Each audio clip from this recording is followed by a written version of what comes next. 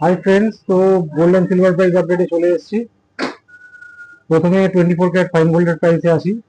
তো 24 carat fine gold 1,26,120 পার 10 গ্রাম, 1,26,120 টাকা প্রত্যেক 10 গ্রাম পাকা সোনার দাম। 22 ক্যারেট হলমার্ক গোল্ডের প্রাইস হচ্ছে 1,17,450 পার 10 গ্রাম, 1,17,450 টাকা প্রত্যেক 10 গ্রাম 22 ক্যারেট সোনার দাম। সিলভারের প্রাইস হচ্ছে 1,590 রুপিস পার 10 গ্রাম, 1,590 টাকা প্রত্যেক 10 গ্রাম রুপোর দাম। দেখা যাচ্ছে গোল্ড প্রাইসটা 24 ক্যারেট ফাইন গোল্ডের কথা বলছি, গতকালের থেকে প্রায় 800-700 টাকা করে বেড়ে গেছে, রোজই বাড়ছে। তো আমি আলাদা করে এখন প্রেডিকশন দেওয়ার প্রয়োজন বোধ করছি না, কারণ প্রেডিকশন সেইখানে দেওয়া যায় যেখানে গোল্ড প্রাইস দাঁড়িয়ে থাকে বা সিলভার প্রাইস দাঁড়িয়ে থাকে।